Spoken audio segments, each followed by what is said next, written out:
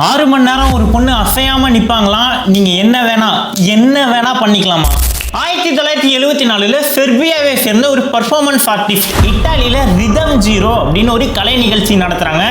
6 மணி நேரம் நான் அசையாம இப்படியே தான் நிற்பேன். இங்க இருக்கக்கூடிய 72 பொருட்கள்ல நீங்க எதை வேணா என் மேல எடுத்து யூஸ் பண்ணிக்கலாம், நான் எந்த விதமான எதிர்ப்பும் காட்ட மாட்டேன்னு சொல்றாங்க. அந்த 72 பொருட்கள்ல பூவு, இறகு அப்படின்ற மாதிரி சாதாரணமான பொருட்களும் இருக்கு. கத்தி, ரேசர் பிளேடு, ஏன் லோட் பண்ண துப்பாக்கின்னு மிக ஆபத்தான ஆயுதமும் இருக்கு. ஆரம்ப கட்டத்தில் அங்க இருக்கக்கூடிய மக்கள் எல்லாருமே பூ கொடுத்தாங்க, இறகு வச்சு இப்படி பண்ணாங்க, முத்தம்லாம் கொடுத்தாங்க, எல்லாருமே அன்பா இருந்தாங்க. ஆனா நேரம் போக போக அங்க இருக்கக்கூடிய மக்களுடைய மனநிலைமையே மாறுது.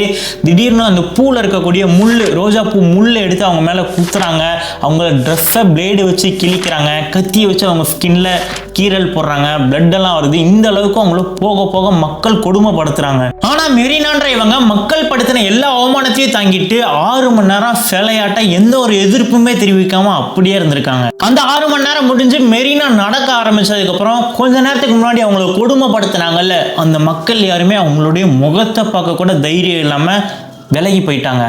இந்த அனுபவத்துக்கு அப்புறம் மெரினா அவர்கள் சொன்ன ஒரு வார்த்தை இப்போ வரைக்கும் பிரபலமா இருக்கு. மக்கள் கிட்ட முழு சுதந்திரமும் அதிகாரமும் கொடுத்தோம் அப்படின்னா அவங்களால உன்னை கொல்லவும் முடியும், எல்லாத்துக்குமே துணிஞ்சவங்க தான் அப்படின்ற மாதிரி ஒரு ஸ்டேட்மெண்ட் கொடுத்துருக்காங்க. நம்மளே மாதிரி மனிதர்களுடைய மனநிலைமை எவ்வளோ கேவலமானதுன்றத, அதிகாரம் கிடைச்சதுன்னா என்ன பண்ணுவோம், பொறுப்பு கிடைச்சதுன்னா என்ன பண்ணுவோம், கூட்டு மனநிலைமை, எல்லா மக்களும் கூட்டமாக ஒன்றா சேர்ந்தோம் அப்படின்னா அவங்களோட மைண்ட் செட் எந்த மாதிரி மாறும், அவங்களுடைய இருண்ட பக்கங்கள்.